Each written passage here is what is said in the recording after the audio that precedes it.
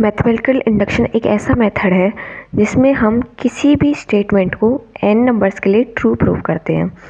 मतलब जैसे हमारे पास कोई एक स्टेटमेंट है, जैसे सारे फर्स्ट n नेचुरल नंबर्स का सम है, 1 2 3 अप टू n टर्म्स तक।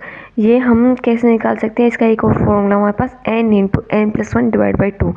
अब हमें ये प्रूव करना पड़ेगा कि ये सही में होता है या नहीं, मतलब ये फॉर्मूला ट्रू है या नहीं।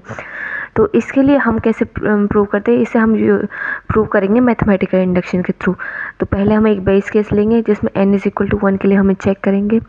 LHS में 1 का 1 ही रहेगा, और RHS में 1 इंटू 1 प्लस 1 डिवाइड बाई 2 करेंगे तो 1 आ जाएगा। मतलब स्टेटमेंट है वो n इज इक्वल टू 1 के लिए ट्रू है। फिर हम इंडक्शन हाइपोथेसिस का यूज़ करते हुए n is equal to k के लिए इसे ट्रू मानेंगे।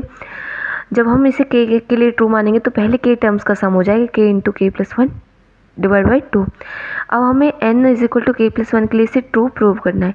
तो पहले k टर्म्स का तो हमें सम पता है, k into k plus 1 divide by 2, plus में k प्लस 1 और करेंगे हम, तो हमारा जो आंसर आ जाएगा वो आ जाएगा k plus 1 into k plus 2 divide by 2, है ना।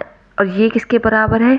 ये एग्जैक्टली उसी के बराबर है कि हम RHS वाले फॉर्मूले में k प्लस 1 की वैल्यू n की वैल्यू k प्लस 1 रखते हैं। तो ये formula k plus 1 n is equal to k plus 1 के लिए भी ट्रू है। तो ये सारा फॉर्मूला ऑल स्टेटमेंट के लिए ट्रू है। तो सारे जब हम नेचुरल नंबर्स का सम करेंगे तो हम उन जितने भी हमारे टर्म्स हैं n की जगह हम उन टर्म्स की वैल्यू रखेंगे। तो n into n plus 1 divide by 2 का यूज़ करते हुए हमारे आंसर निकल जाएगा।